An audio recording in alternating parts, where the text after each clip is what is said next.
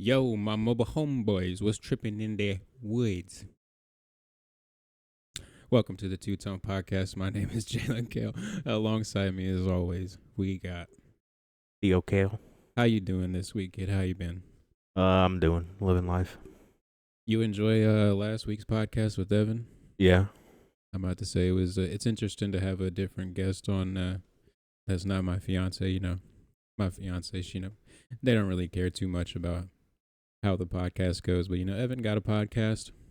The Friends with Differences podcast. If you're not subscribed, go check them out. And if you're not subscribed to the Two Tone podcast, what are you doing? Subscribe for more. Okay, goddamn, that was loud as hell. I'm sorry for everybody who was listening to headphones, but subscribe to the Two Tone podcast if you're not. We appreciate everybody that's rocking out with us so far. But this week on episode 11 of the Two Tone podcast, we have a few topics from last week that we didn't really get into. We kind of went off on a tangent, and if you were here last week, you know how the podcast went.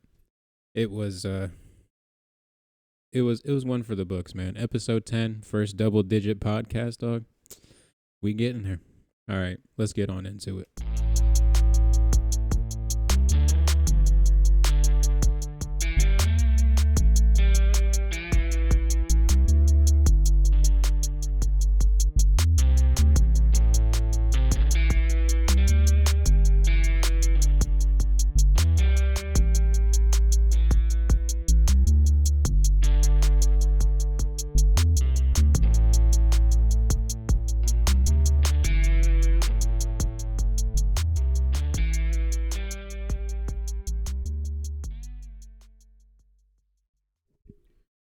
Welcome back to the Two Tone Podcast. As I was saying, thank you to each and every one of y'all that's coming out each week to listen to us talk about absolutely nothing.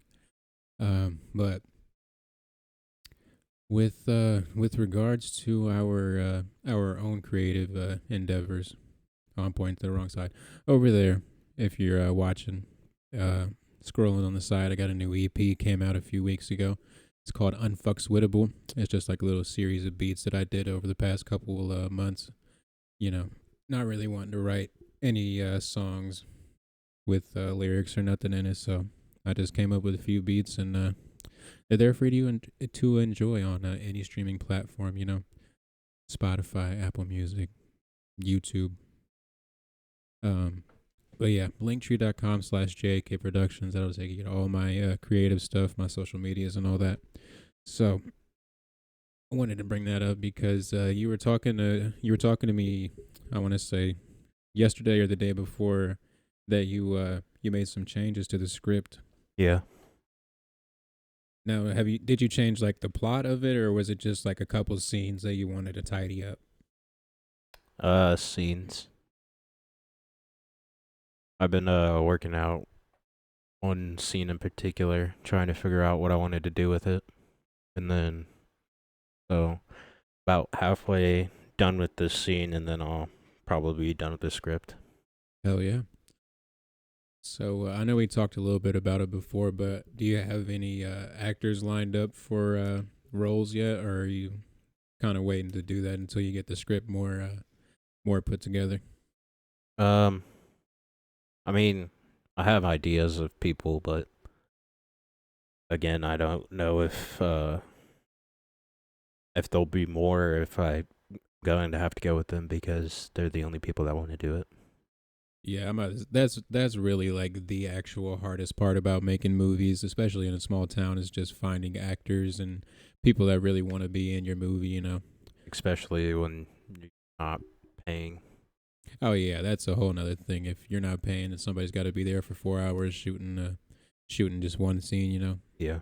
It's one of those things that you got to really find the people that really want to be there. And I mean, there are those kind of people, but I feel like the later you get into life, the less people kind of strive for success in a creative venture that they might enjoy. Yeah. Speaking of filmmaking, I'm excited for Halloween time because that means that there's going to be a lot of Halloween shops open that are selling like Halloween items that I could use for future I'm about to films. say, I feel like you definitely lean more into like the horror kind of weird. Not I don't want to say weird because it kind of like puts like a negative kind of connotation on it, but like more of like an eccentric kind of vibe is what you're going for. Really, is what Yeah, I feel I like. mean, I like horror films, and well, I don't know if this is a film genre, but there is a music genre called weirdcore, where it's just like Hmm. a bunch of weird type beats and music and like these different people and stuff. And um I don't know if that would be considered a genre in film, but I would definitely put Tim Burton in that weird core genre if it is, because he's like that type of person that does a bunch of weird like animation or weird storytelling, and like he has this like dark undertone to his stuff because he's just, in my opinion, a great creator because he can go into that space and just be like fine and not have to worry about Yeah, I'm at this definitely thing.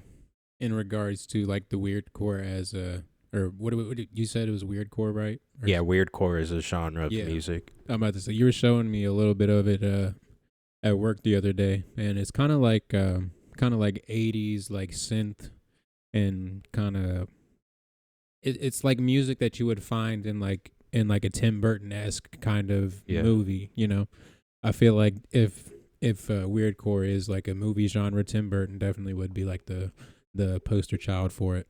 definitely. Which brings me into album of the week. Oh So yes, this if week we have decided that TT is gonna pick the album, and I'm gonna pick the movie. Okay, yep, so if you're so watching and you see the movie pop up when TT's talking about the album, just just give me a minute. I'll get to it. All right, what's the album of the week, TT? It's weird to say. so that album that I chose is Oingo Boingos, and it's called the Dead Man's Party, I believe. Yeah. So when you told me that you were, I was TT's got this fucking. He's got this thing. He's at work. You know, he's in the corner just bopping to his little song over there. I'm like, what the fuck you listening to, T? Because he's over there having the time of his life. And he tells me the Oingo Boingo. I said, that's not even real, dog. Tell me what you listening to. He said Oingo Boingo. That's it. That's the name. I was like, there's no way in hell somebody named their band Oingo Boingo. But I look it up, and there it is, Oingo Boingo. So, how did you find Oingo Boingo? All right, so I found. So I was just doing my good old thing, watching Burton films, and I was like, "This music's fucking good. Wonder who made it." So I looked it up, and the writer of the music that Tim Burton uses in most of his films is Danny Elfman. And if you didn't know, Danny Elfman used to be in a band, and the band's name was Oingo Boingos, and he was the lead singer. And that's how I found him. That is hilarious. I didn't realize that he was the lead singer. Yeah, I'm about to say you were talking to me about you said Danny Elfman was his name, right? yeah. You were talking to me about him the other day at work, like in tandem with Weirdcore and stuff like that. And I looked him up, and I didn't realize like how many tracks that he's like produced for like really well known movies. Like as you said, a lot of Tim Burton's movies are. He's also done like Avengers, Yeah, he's in like a lot and of like really mainstream yeah, kind of stuff. done a lot of I had never heard him work. by name, but I had never heard him by name. But he's a very interesting dude. Very interesting He's music. very Tim Burton esque Oh yeah, in his music and the way that he does everything. Him and Tim Burton are like meant to be I'm together. gonna say there's soulmates, dog. But Wango, I'm about to say the album that you chose, the Dead Man's Party. I feel like I feel like their music is kind of like if Rage Against the Machine and uh Devo. yeah, Rage Against the Machine and Devo had a love child, that is Oingo Boingo. It's a lot of like really weird guitar sounds, really weird synth sounds over just like, just I don't want to say basic, but just kind of like a regular, 4/4 beat. Yeah. It's really interesting stuff. If you haven't heard of the Oingo Boingo, hit that Spotify, hit that Apple Music, wherever you consume music. Dead Man's Party. Also, I have one more song that I've been obsessed with for the past couple days by Oingo Boingos, and it's called Insanity.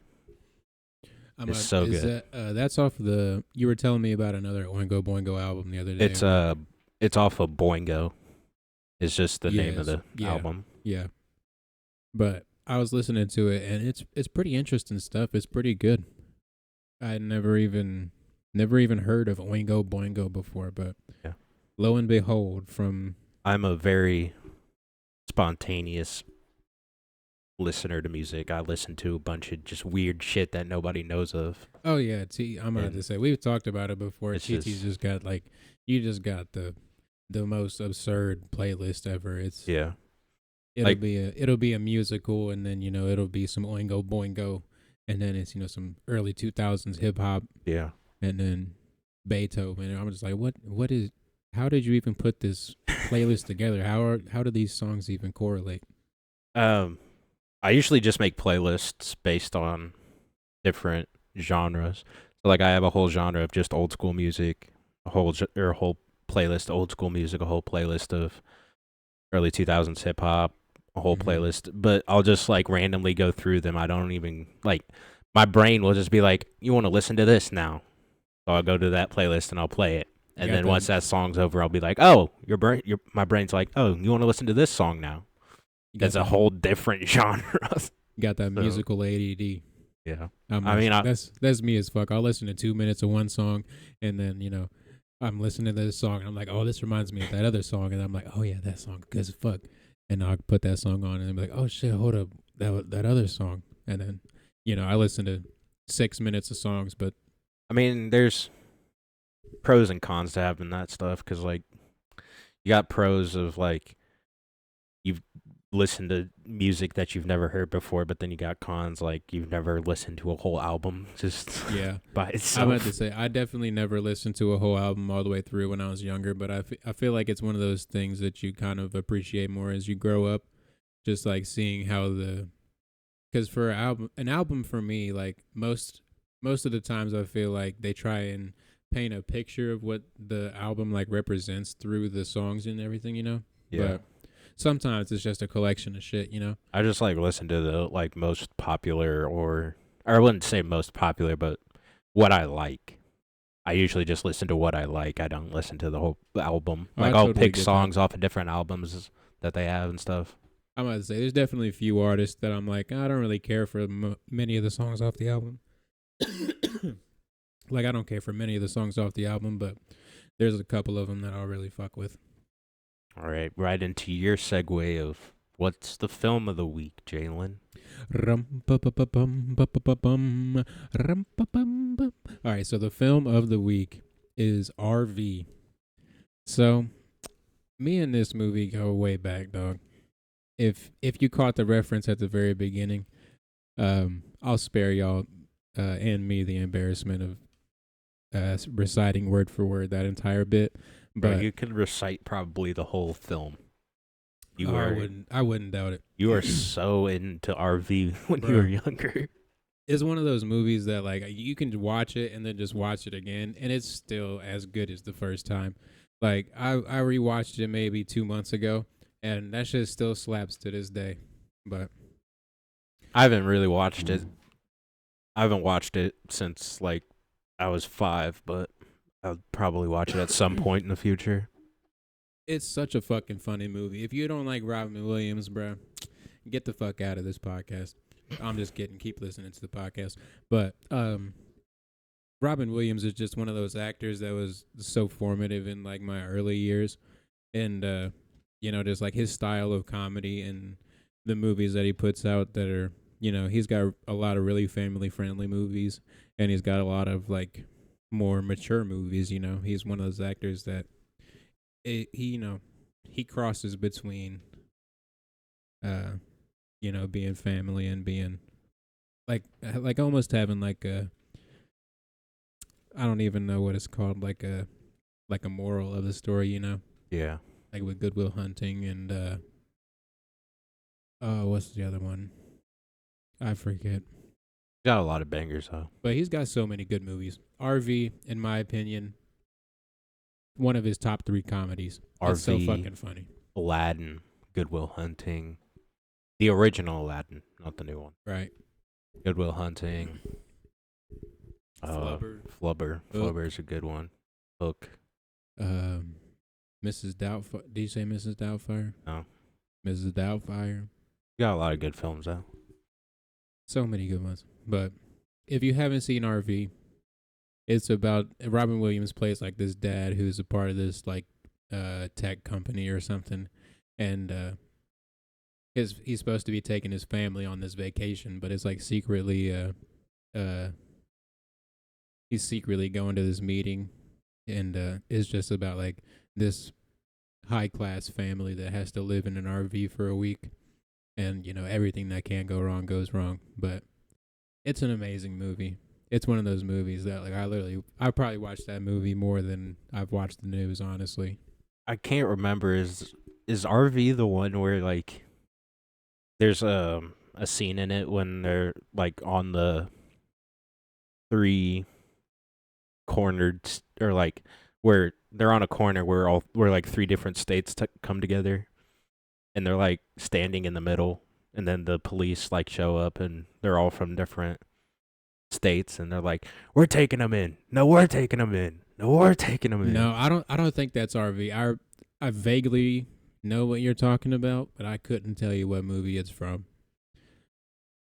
Either way, that shit was funny. It almost sounds like a scary movie or some shit. I think know. it might be from like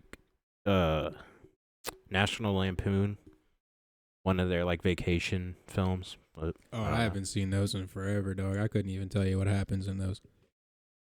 I haven't seen them in a while either. But either way, if you haven't seen RV, go check it out. You actually have to fucking rent it on YouTube. It's not on any streaming platforms, but if you know me in real life, I got it on DVD. Hit me up. But RV, 10 out of 10 to this day. It holds up. Bro, I don't think people understand having DVDs and like physical copies of movies is, in my opinion, would be so much better than having to buy it on like a streaming service. I'm about to say, I feel like that's another thing that has kind of like taken the whole movie industry down, is because if like say back in the day, if Spider-Man, like the original one with Tobey Maguire, it came out in theaters, like if it didn't do too good in theaters, they could get their money back selling DVDs, And nowadays, the movie come out in a theater and then 2 weeks later it's on a streaming service, and they just sell it to the streaming service for a flat rate, and they they don't really get commission off of how many people actually watch it. As opposed to a DVD, you sell X amount of DVDs for $10.99 or whatever that was. Like we got so many DVDs in physical copies in the back. Oh yeah, we got so many DVDs. It's ridiculous. I remember when we had VHSs too. Bro, if I could still have a VHS, bro, I'd do that shit in a heartbeat. That shit was that's so nostalgic. Like if you can find a working motherfucking VCR. When you would reverse that bitch. Just watch the whole movie in reverse. Yeah. Just to start from the beginning again. It's so good. VHS, bro, that was some shit that we took for granted, dog. It was crazy as fuck that you could watch a movie in this little tiny brick, put it in this machine. Also, like the Disney intro theme. Oh, yeah. All the films from Disney was on DVD. was so nostalgic. This Disney original is enhanced with fast play. Yeah, all that shit, bro.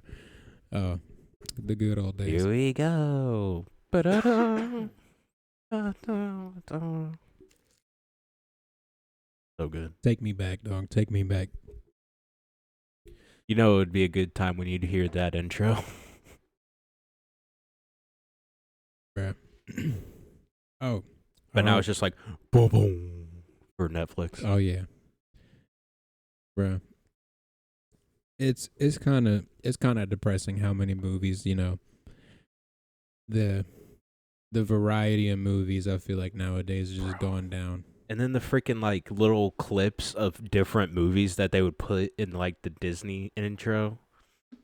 Oh yeah. Be like Peter Pan and like Cinderella and all this other stuff. It was so good. The little castle with the Yeah. bruh. My favorite, you know how they kind of do it a little bit different for each movie? Yeah. My favorite iteration of that is in the Lilo and Stitch movie where it's the rocket ship going across. Yeah. I think that's how it is. Don't quote me on that, but Or the like DreamWorks when they would like do the different little characters on the moon throwing the fishing rod. Mhm. Like in the Nemo one, or I think it was the Nemo one or something like that. They like DreamWorks, they would have like their logo and the guy would throw the fishing rod and the hook would go down into the water. But you'd see it go down into the water and it would just like pop up Nemo, Finding Nemo. Oh, I know it. I think it's in Or it was Shark Tale. Shark Tales? I think so. I'm One about to say. one of them. It's one of those under Yeah. the sea movies. I know exactly what you're talking about, where you cast the line and it just goes into the ocean. And I think it might have been Shark Tales because it was the shrimp.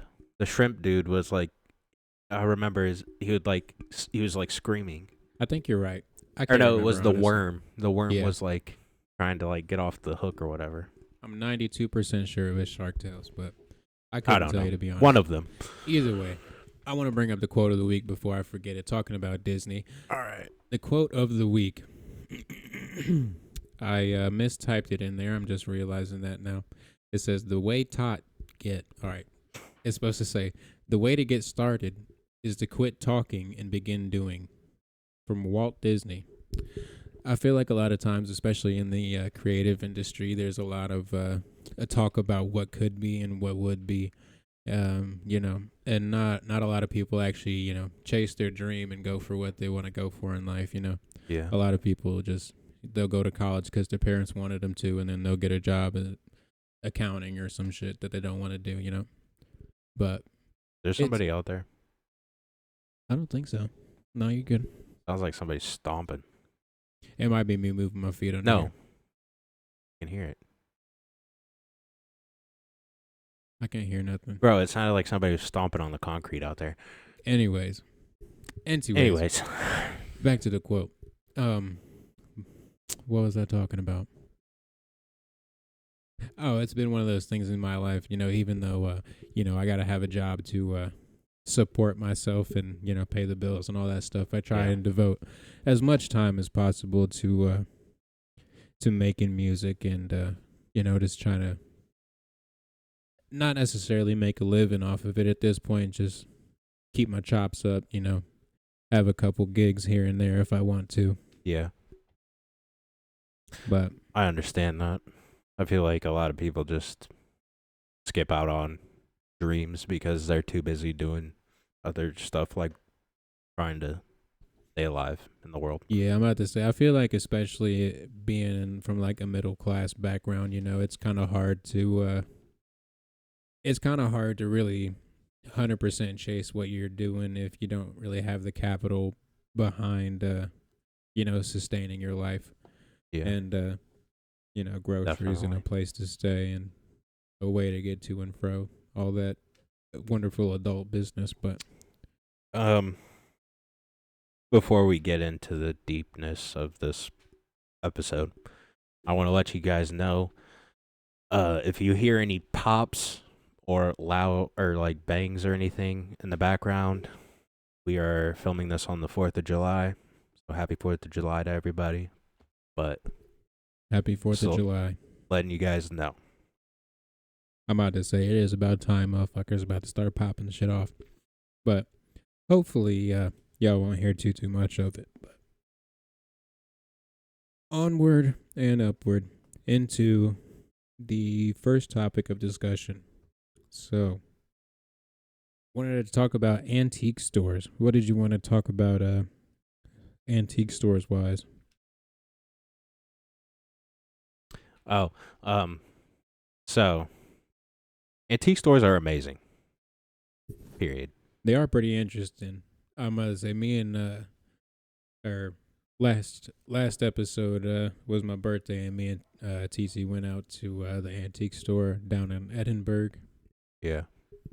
I forget exactly what it was called. 76 Antiques. 76 Antiques. It's pretty interesting, you know. It's like it's one of those places where it's just this big ass hall or whatever you want to call it, and it's got a bunch of booths, and everybody rents out a booth, and then they bring all their shit that they have to sell. It's kind of like a little flea market almost. Yeah. But antiques stores are really good to go to if you're trying to get into like filmmaking and stuff. It depends on what type of antique store though, because some antique stores are expensive. But anyways, um, yeah, like to find props and stuff, you can go to antique stores and just get whatever you need, Mm-hmm. or antique malls. I'm about to say Whatever. you have a couple Fiesta ware, Yeah. like ceramic dishes. When were those popular? I feel like it's like a 80s, like 70s, 80s kind of thing. Probably 70s, 80s, yeah. I also got a couple rotary phones. Or I have one rotary phone and then like one regular. I wouldn't really call it a rotary phone because it's not Like a analog landline. yeah. Yeah. I'm about to say. Um,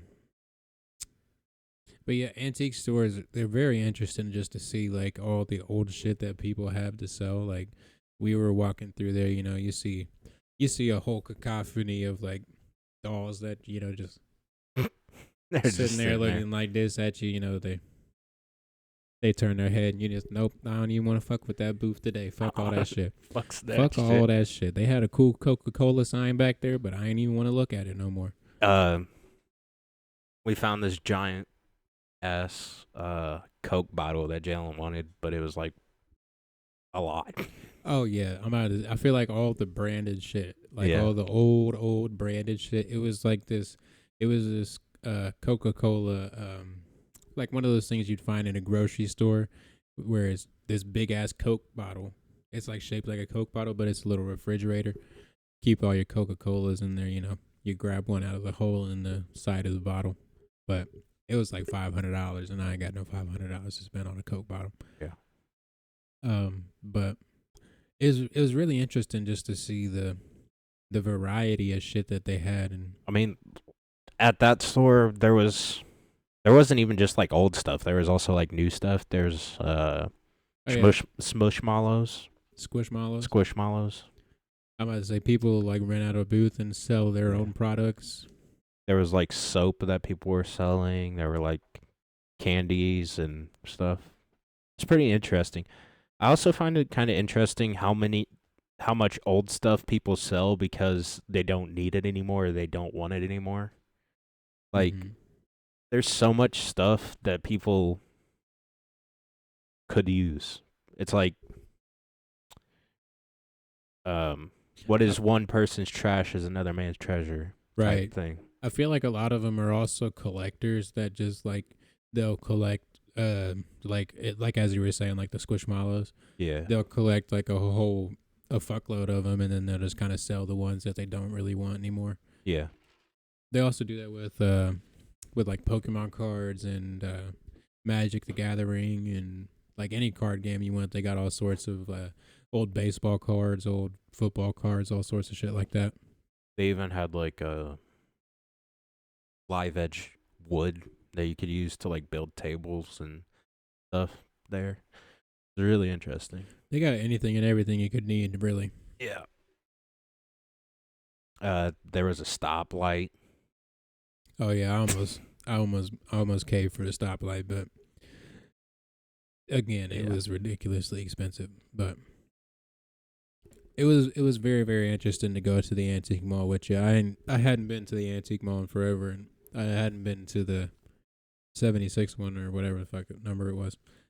I had never been there before. I'd only been to the antique mall off Southport Road. Yeah. It's definitely much smaller than I the Edinburgh one. You talk about the Southport one?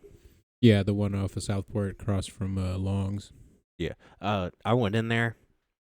I think the one on 76 was better because, Oh yeah, the it's just much bigger. They have much more selection. well, not just that, like I feel like at the Southport one they were very like protective of everything. Like they like Yeah, people would like literally all they had were just glass shelves yeah, that were like uh blocked off. Like you could see it, but you couldn't like pick it up and feel yeah. I feel or like whatever. the Southport one is definitely a lot smaller and it's definitely more locked down. It's I don't know. It's a good antique mall for what it is, honestly. But the Edinburgh one definitely has much more selection and much more. I feel like it's much more accessible to the person that's Yeah. trying to go through it. You know, it's a little easier to Like you could spend navigate. literally days in there and just Oh yeah, you probably never see everything that's in there. yeah. Like I've been there way more than you have. At least like 10, 11 times and I still haven't seen everything cuz people literally buy out those sections every day. Mm-hmm. So like one person will have it one day. You go there a week later, there's a different selection or a whole different person that bought out that section. Right, and they're just selling something completely different than what whoever was there before. Definitely. I'm about to say if you never been to the antique mall, check it out. It's pretty interesting. They got all sorts of new shit too. If antiques aren't your vibe, but anyways, onward and upward to the next topic, a discussion for the Two Tone Podcast. You sent me repetition. What did you want to talk about with repetition? Or I feel like I'll take this one first, and then you can bounce off, see what you say. So I feel I like kind of forget what I was going to say about it. all right, I'll give you a But- couple of things to think about. Yeah. I feel like a lot of times an artist or a director or writer or what you have, you know, I feel like a lot of times if they stumble upon something that is that is popular with the mainstream, you know, and they end up making a bunch of money off of it. I feel like a lot of times they're incentivized almost to kind of make the same thing but like in a different flavor, if that makes sense, you know. Yeah.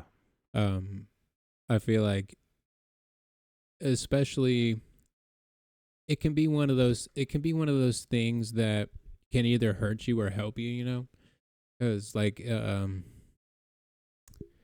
for example, like with Wes Anderson, his movies, you know, if you're watching a Wes Anderson movie, like, you know, this is a Wes Anderson movie because the way that he blocks off scenes, the way the colors bounce off of each other, you know, Yeah. just like the overall character design almost of his movies, you know, it's kind of one of those things it is repetitive, but it's one of those things that like signifies Wes Anderson, you know. It's one of those things that if you're watching a movie, you could tell that that's a Wes Anderson movie, you know. But also on the other hand, I feel like that's what kind of leads to kind of like what I was saying with Stranger Things last week is they made the first season was great, and then the second and third and fourth season was, you know, just kind of like the same shit but a different flavor, and it just kind of like crushed the entire series for me. But Like I know a lot of people are going to hate this, but in my opinion, that's what Transformers is. It's just a bunch of repetitive action, I can understand that. But like kind of. with movies like that are action movies that are like cult classic movies, Yeah. I feel like with Fast and Furious kind of shit, you know, you know, the good guys are always gonna win, you know, even if, you know, whatever. I haven't seen like any of the new Fast and Furious movies, but you know the good guys are gonna win in the end, you know, everybody's gonna be all right, you know. might lose a side character, but it just I feel like it's one of those things that you have to like either put the same energy into everything you do, or like put the same energy into everything you do and kind of hope it becomes like part of who you are as a creative, just kind of like a what's it called, like a producer tag almost in music, Yeah. um or you have to just kind of like strive to make something vastly different from what you last made, it's one of those things that can either make or break you. Um, I think I sent that to you because like I think I was thinking like uh us as humans living in the middle class, life gets very repetitive. Oh, so you weren't even thinking like in a creative sense, huh? No, not really. So I can dive into that on a fucking much deeper level. So I feel like, especially with us working in fast food, we serve the same menu every day. We serve the same food every day. We make it the same every day. Yeah. It might differ in how many people come in and how busy it is, but it's gonna be the same thing every single day. You're gonna wake up. You're gonna get ready for work. You're gonna work. You're gonna come home, and you're gonna relax. Do it all over again tomorrow if you work tomorrow. But um, it's definitely one of those things that I've definitely struggled with in life, because when you're working and working your job and then working on your creative stuff, it can be like very very repetitive. There's this quote from this series called Why Women Kill, and I think I've brought it up before, but one of the women asked her husband like, "What's wrong?" Like she can tell that he's like slipping away in his mental health, and she's like, "What's wrong, babe?" And he's like, "I'm just drowning in the monotony of my life." And it's like I totally felt that on like an extra deep level when I had watched it, and it resonated with me so much. But Bro, it's hard being a creative but living in the middle class or poor class in society because like you can't as a creative, you want to create your stuff. You want to make people happy by giving them different experiences through your whatever you make. And then but you have to go to work so you can do said thing. In work, you work every day doing the same shit 24/7, 365 every day. And then you come home and you're like, man, do I really want to sit here and work 7 more hours on being a creative and doing what I want to do? Or do I just want to chill and be and like have some downtime to myself? is it's definitely one of those things that you have to find a balance between it. Yeah. Like you I mean, you might be able to, but I cannot come home from work, like I cannot come home straight from work, take a shower, and then start working on music. Like Definitely. I'd sit there for 10 minutes, get upset as fuck at it, and then just have a shitty rest of the night. I'm definitely one of those people that like I need to come home, take a shower, relax, cook dinner, eat something, and then watch like an hour of TV, and then like once I'm fully relaxed into like the evening, and just about right before you go to bed, that's usually when I work on something for maybe 35, 40 minutes. Um I set this rule for myself Mm-hmm. as a creative. So I don't like I'll work, come home, take a shower, do all that shit. But I set this rule to where I know like it goes against what most people think, but it works for me. Is most people say 0 days off, which means you got to do at least something towards being a creative. But what I do personally is I'll like on the days that I work, I won't do anything. I'll just take the rest of the night and do whatever I want, Mm-hmm. have fun. But the days that I'm off, I'll be working on what I want to do. So like writing this script, that's why it's been taking me so long, is because I don't do it on the days that I work. I do You're it just on the working on it. days Yeah, that I'm off, just where working I on it can about 2 days a week. focus and chill and be like, all right, Just be fully invested in the script that you're writing. Give yeah, it your because 100% attention. definitely, because like I feel like if I come home and I start working on it, I'm gonna be like getting irritated, and I'm gonna be like I'll be working on it, and I'll be like, this is shitty. That nobody's gonna like this, so I might as well just throw it Yeah. away. That's me as fuck. Especially like if I had a bad day at work and then I come home and try and make something, I'm gonna be like, I'm still upset at work, and then I come home and just put that energy into my art and stuff, and then I end up not liking a beat that I've been working on for the past 3 months when it sounds perfectly fine. Yeah, because like every day brings a different challenge. So like the working days, there's different things that happen. So like you'll be mad at a manager one day, you'll be cool with the manager the next day, but then you'll be pissed off at the customers, and then you'll be cool with doing your job, and then one day you'll be like, oh, I don't want to fucking do this, so you'll just try and find a way to like not do that much. But then when you come home those days, you're gonna be like, fuck this shit. So you'll just do whatever pops into your mind first. Whereas if you have time to sit down and think and actually put your whole focus into said project, it's more likely to come out as you want it than what you just think about that Most day. definitely. I'm about to say I probably work on music maybe twice a week, honestly. Like I really don't put myself in that mind state because like as I've said before, music is like a really cathartic experience for me. Like it's one of those things that it almost feels like therapy in a way. It's it's one of those things that you can spend 6 months on trying to figure out how you want to say something, and then the first time somebody hears it, it's the whole cohesive thought as you wanted it to be in the beginning. Yeah. But But yeah, I had to learn that the hard way. Because like when I started doing this, I remember you, like I just felt like I was behind personally with being a creative and chasing that, because oh, like it takes forever, dog.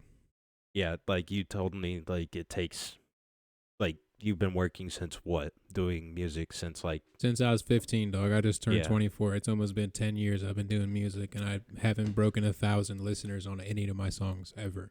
but for like the longest time I was like, man, I feel like I'm behind, cuz like you as a musician are further ahead than I am as a artist. I But mean, you also got to think I also have 4 albums and 3 EPs, and you yeah, have. I'm not trying to dog on you, but you got one video on YouTube that's 3.5 minutes long. yeah. But Um but like I just took a step back and looked at, you and Kyle have both been doing what, being a creative person since like grade yeah, I'm school. about to say we literally made our first video together when we were 2012. Like Yeah, like it's literally been 10 years, and you guys we neither one of us have a big following by any means. definitely. But like you guys have been doing it longer than I have, and I've been looking at it this whole time like I need to catch up to you when I should be just, Just getting started with yourself. yeah, just doing me. I'm about to And say like it's one of those things. It's one of those things that like you being a younger child and me being a younger sibling as well. Both of us having an older brother. It's one of those things. Like you look up to them. Like they turn 18 and they get the car and they get to smoke cigarettes and be out until 2 o'clock in the morning. And you're like, man, I need to be 18. This is some bullshit. I'm 14. This is some bullshit. yeah. And then you get 18 and you're like, God damn, I wish I was 14 again. This shit fucking sucks. But yeah, And I just feel like I was trying to catch up. Like I felt like I needed to catch up as a creative to you guys, even though you guys have been doing it longer than I have. mm-hmm. And me as a creative just needing to just start out and chill and just work. Yeah, it's really about figuring out like what kind of message you want to send. Like that's the first thing because like I remember when I first started like actually writing songs, I had this first verse for a song, and I was literally sitting there for like 20 minutes, just not knowing how to write a song. And then Kyle was like, "Well, what happens next in the story of the song?" And I was like, why didn't I think about this? Like, yeah, it's a fucking story, dog. Yeah. It's not just, off the top of the dome, in Like the car, in the kitchen, whipping, got a biscuit, um it's a story. It's not just stream of consciousness. Kyle And is definitely a great mentor and teacher because he is so like he has that calmness about him that just shows you that it can be done. You just need to take your time and do it at your pace instead of trying to catch up to people that are miles ahead of you. most definitely. I feel like a lot of that comes from his dad. Like his dad is very much that person that's like, "Oh, you want to do this? All right. So what do we need to do to get there?" Like I Definitely. remember a lot of times he would help us, set up and tear down for gigs that we were going to when we were like in high school, and you know, he just wanted to make sure that we got there on time, that everything was set up the way we needed it, got us a water if we needed it. But I feel like Kyle definitely takes a lot of that from his dad. Both very, very good men. Um but yeah, uh Kyle has told me, or like when I started out, I looked at Kyle and I was like, damn. Cause like we would message back and forth and I'd be like, what you working on? And he's like, oh, I got two shorts already done working on my third and I'm already working on a feature. And I'm like, bro, goddamn. He'd be out here busting his ass, getting 17 films done in 1 year. And I'm like over here barely crawling, But trying to I'm run. about to say, like, also at that point, you got to think, but like, he might have had these scripts brewing for 2 or 3 Yeah, years, and so he set true. one of them aside for a little while, started working on another one, came back to Definitely. that first one, and then suddenly he's got four projects that are coming to culmination, coincidentally at the same time. Yeah. And But I was like looking at it. I was like, you got me over here trying to crawl or trying to run when I should be crawling. And yeah, I'm about to say, it's like, just Kyle was like, just take your time, man. Just slow down. as I've told you and as I continue to tell you, dog, you got to start from the bottom. If you want to get to the top of the ladder, you can't just fucking jump on the middle of the ladder, dog. Definitely. You got to learn how to climb up the ladder from the bottom. It's one of those things that fucking sucks and it's hard as shit to do if you really really want to make that your life, but it's possible. Like you I feel like it's one of those things that you have to find a line between looking up to somebody and wanting to be them, Yeah. Like Like you and Kyle both showed me that it can be done. Like, because, Kyle's out in California doing his thing. mhm. And, I mean, you're still in Indiana, but you're still I'm still making music, still doing you. performing every now and Yeah. again, doing open mics and all that shit. But you both showed me that it could be done. So I was like, fuck it. I'm about to say if that's really what you want to do, then there's nobody but yourself to tell you that you can't do it. I'm kind of just. And what made me really want to, like, jump into this stuff was just like, I saw myself as a person going down the drain, working at fast food restaurants, Mm-hmm. doing nothing with my life, coming home, sitting in front of the Xbox, playing Xbox every day. I saw my life going down the drain, and I was like, I need to do something. I need to change this up. So I was like, I like film. I like watching movies. I totally get that. I'm about to say like the way that I came into music, like if if me and Kyle hadn't become friends, when we transferred into OLG, I don't think I would have ever gotten into music, honestly. But Kyle is definitely the man to talk to about getting into something. Like, he will push. He will be behind you 100%. oh yeah, I'm about to say the Like, rising tide you lifts all could boats. you could be like you could be working on a song for like 7 years. Mm-hmm. Like, man, this fucking sucks. Talk to Kyle, he'd be like, so how we gonna do this? How you gonna keep this story going? I'm about to say, uh, Props to he's definitely Kyle. very good for advice if you need any advice. Definitely. Like, um, Drake, our coworker, Mm-hmm. I asked him a while ago, like within the first couple weeks of him starting work, I was like, so what you want to do? He's like, I like music. I want to get into music. And I was like, talk to Jalen. He knows a lot about music. He could help you. Possibly. And yesterday, he came up to me, and he was like writing lines on about a song, and he like wrote this whole section or this whole verse, and I read it and I was like, that's pretty good. And then he asked me for advice about if it should be everybody or if it should be anybody or friends for like one of his verse lines. Mm-hmm. I just said everybody, but I feel like you as a musician would definitely be of help to him because, he's very Drake-esque. I'm about to say, if you don't know Drake, he's a Yeah. He's an amazing kid, but yeah. I'm about to say, I don't know if you listen to the Yeah. podcast, Drake, but just talk to Jalen if you. yeah, I'm about to say, just hit me up. I don't care. I'll tell you what's up.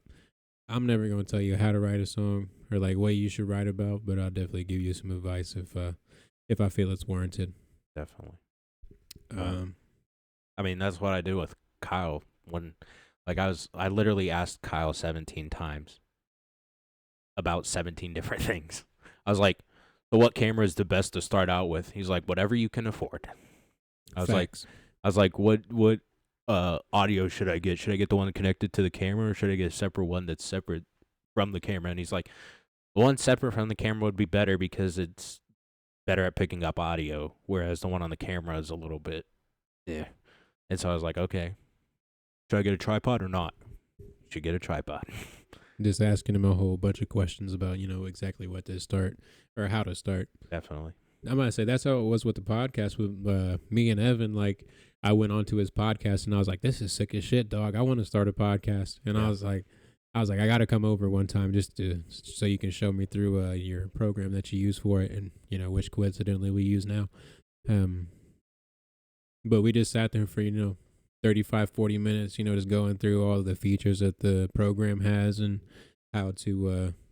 And look, and here us, we are. Us as And a here we are. podcast. When Evan was on, he was like, "How you guys get your mics so good?" You were Oh like, yeah, I'm about to say, I've definitely no hate on the Friends with Differences podcast, but all respect, all love, man. all love. If you haven't seen Friends with Differences, by now, go subscribe. But Or oxymorons. oh yeah, Oxymorons is Kyle's Kyle, podcast. we need a new. I'm about to say, episode. Kyle, when you gonna drop the new episode? I know you watching, motherfucker. Put it in the comments below. You and Robbie need to get on something. I'll fly out there. I'll be Robbie for the weekend. But it's a good ass podcast. I always enjoy. I haven't met Robbie, but I haven't either. Kyle I feel said like that, he's a cool dude. I'm gonna say Kyle said that I'd like him a lot, but I always enjoy listening to friends' podcasts and stuff. It kind of feels like you're a little fly on the wall in their conversation. What they're doing in their life. But all right, before we run out of time, we're gonna get through these topics.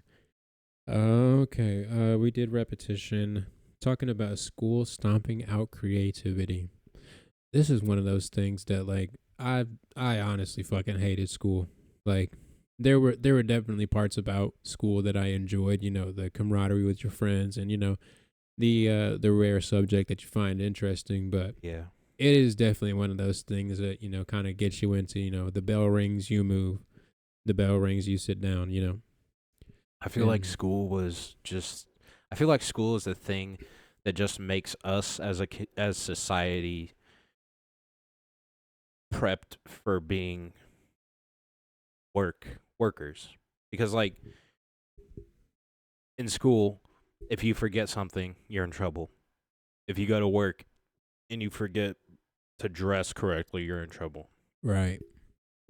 You say something inappropriate in school, you're in trouble. If you say anything inappropriate at work, you're in trouble. You get rewarded for finishing a test. You get rewarded at work for working. I'm It's about just I'm about to say it when school was created, it was to get children into the mindset of working in a factory. Like Yeah. it wasn't made like it was obviously, you go to school, you learn your math, you learn your reading, you learn your grammar, but it was subconsciously like a way to get you into a set schedule. That's why you go to school at such an early ass hour in the morning, and you get off around right before dinner time, and just like the periods in school, that's as shift work, on a conveyor, you do 45 minutes at this station, the bell rings, you move down, you do that station, onward and until the mean, end of the day. even like people that don't work in factories or anything like that, it still taught you, like even fast food, they still taught you it still set you up for that. It wasn't just for factory workers, but Most definitely. I'm about to say it just gets you into that schedule of being a worker in general, honestly. But yeah, I just feel like it's like as a creative person, it just stomps out your imagination. I Because, totally like- understand that. And I feel like a lot of the subjects that are in school that are, creative outlets, the choir, the Yeah, art room and tech theater, and a lot of those stuffs in a lot of schools are kind of overlooked. They're not really funded as much as, say like the football team or, any other Definitely. part of the school, honestly. Like I remember when I was like, I can't remember before I went to school, but I can remember a little bit, very minute. But even like when I was in preschool or kindergarten or whatever, I still had the creativity to make things. Whereas now I have the creativity to just fucking do nothing. Like, I remember when I was little, just going outside. We're just gonna skip that part. But going outside and literally sitting there playing with insects because I created it in my mind that they were something that I could do. You was doing war with the insects. Yeah, You had two basically. ants and a beetle, And I was just like, Charge! I was just so creative. And I was just like, I remember making, like, so we used to have this UFC fighting stuff, and we had like this head protector. And I literally, when I was young, I remember that. I stuck 2 pencils in that bitch while it was strapped to my head. And I put a blanket around my shoulders and tied it. And I said, I'm Batman. I'm about to say, if you don't know what he's talking about, Bruh. it's like the MMA headgear. It's like a plush band that goes around here, and it covers like a little bit of the side of your face. And TT came around the corner with a little pencil sticking up his Batman ears with a little blanket cape. Bro, I With was a so creative. when I chocolate was sauce younger. stain around his mouth. He just eating an ice cream cone or some shit. Motherfucker, I'm Batman. I'm like, boy, if you don't get the fuck out of here, man, that's what you better do. But Right. yeah, like, A very I feel eccentric like- child. I feel like children are so creative, and then they get to school and they go through like elementary, middle school, high school, college, whatever, and they don't just lose that creativity that they had as a child. I feel like a lot of it too is like, you go to school and then you're a creative, like weird kid, and then you meet somebody that is a quote unquote, but like more normal kind of type of kid, and then you get ridiculed for being weird, and Yeah. a lot of times their weirdness will just kind of subside until you're like one part of the normal crowd, the majority of people. As a kid, you don't really want to be subjected to being on the outside of the social circle, Yeah, definitely. It's one of those things that you gotta walk a fine line between, I mean, don't get me wrong. being like, different and there's some things that are important in school. Like Oh, most definitely. You know, like English, that's a little bit important. Math, that's a little bit important. you need to know how to read and write and Yeah, but like basic math. you don't need to know like the quantum physics of x plus 7. What the You fuck? don't know the quantum physics of x plus 7? No, because I don't need to know that for my Yeah. life. All right. So Unless you want to. let me get the board in real quick. I'll just so the quantum phys. All right, I don't know what the fuck I'm talking about. But like, Anyways, I don't need to know that stuff yeah, to I'm about to be say a functioning adult. there's a lot of stuff I feel like, especially throughout high school, that you don't really need to fucking read Romeo and Juliet. You don't really need to. Yeah. You don't really need to learn goddamn trigonometry. You don't really fucking need to I just do all the extra shit beyond multiplication, division, subtraction, addition. You know what I feel like we Equal need to sign. do with the fucking schools in America? Tell me what you need to do with the schools in America. We need to stop forcing kids to do these stupid assignments like do force them to do simple stuff like adding, subtracting, multiplying and dividing and maybe fractions. Mm-hmm.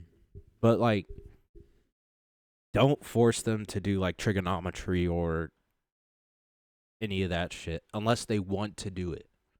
I'm about to say there's definitely a variety of child that will want to do all these sorts of extra shit, but I feel like the majority of kids don't want to fucking be in math in their senior year of high school learning about fucking trigonometry and all that stupid shit that you're never going to use in your real life. I feel like schools just need to focus on what the kid wants to do. So Most like definitely. I feel like if the kid wants to be an artist, let him chase that being an artist, but don't force them to go to like English, trigonometry, I understand all what this shit that they don't want to do. I understand what you're saying, but like also in this on the other hand, and in the same point, I feel like like even when I was a senior in high school, I didn't really know what I wanted to do. Like I still really don't know what I want to do. Like two roads that diverged in the woods, and I'm standing at the fork. Yeah. But I feel like, especially with like college and shit nowadays, I feel like that would just kind of incentivize people to kind of monetize the creative industry if like schools were pushing kids into more of a creative space. I feel like there'd be a lot more agencies that would kind of fucking take advantage of creative kids that are coming straight out of high school, kind of the way that colleges do with student debt and shit like that. Yeah. I mean, think about it. It's already happening. What you got mean? production companies that are literally monetizing creativity because they want money. They don't care about the creativity. Like, think about it. How many Disney remakes have they made that are live action? A fucking lot, let me tell you. I mean, that's fair enough, honestly. Yeah, I'm gonna say that's a fair argument. But like, we already have these companies that are already monetizing shit because they want to make more money. They don't care about the creativity of it. And then you got the people underneath them that are creatives that want to make this stuff for people, but they don't want to do it. They want to make their own stuff. They want to show people that it is possible to become something in this world by doing what you want to do. But then we're being forced to make these things that we don't want to make, just to make the money. Yeah, I'm about to say, I feel like the few production companies that are at the top of the heap kind of have like a monopoly on the industry, and it makes it really hard for somebody that's indie to come up and have an actual shot at making it into the big time media presence. Like, think about it. Great example, Tim Burton. Mm-hmm. He may have started out with Nightmare Before Christmas, but he didn't even direct it. I mean, he did direct it, but he didn't even direct it as in like he wasn't there. He didn't oversee everything. Sorry for the burp. He didn't oversee it. He had one of his friends oversee it for him because he was working on Batman. Interesting. I didn't know that. So Tim Burton was working on Batman because this company wanted to make a new Batman, Right. even though we already had Batman. And he was pushed from doing what he wanted to do to doing Batman because he found it more important to do Batman because the company wanted him to do that. You gonna get that money for making Batman. You don't know if you're gonna get that money from Nightmare Before Christmas, before it came out. And when Nightmare Before Christmas came out, people were like, "Oh, this is too scary for a kid's show." But now look at it. It's like a cult. It's a cult classic now. Yeah. All right, we're at time here for the Two Tone Podcast. I just want to say thank you one more time to everybody that listens to us. We appreciate y'all so much. If you're not subscribed, please hit that subscribe button. It's a free way to show us that you support the channel. And, leave a like, leave a comment. Subscribe to TT's YouTube channel, floating at the bottom of the screen there, youtube.com/@GlassHouseFilms8. And go ahead and check out my new album, Unfuckswittable, on all streaming platforms. Linktree.com/JAK Productions for all my links, all my social medias and what you have. Also, if you're interested in any type of being a part of film, you would like to contact me at GlassHouseFilms8 on Instagram, and we can set you up. I might say acting behind the scenes. If you want to hold a camera, if you just want to stand behind me and breathe in my ear, if you want to do makeup, if you want to do any of that shit, hit up the young kid at GlassHouseFilms8 on the Instagrams. Check out Baston Films on YouTube. Check out Baston Films. Check out Friends with Differences. Check out the Midwest Differences or Midwest Crisis. Sorry, Mason. But we appreciate y'all so much for rocking with us this far into episode 11 of the Two Tone Podcast. And this has been the Two Tone Podcast.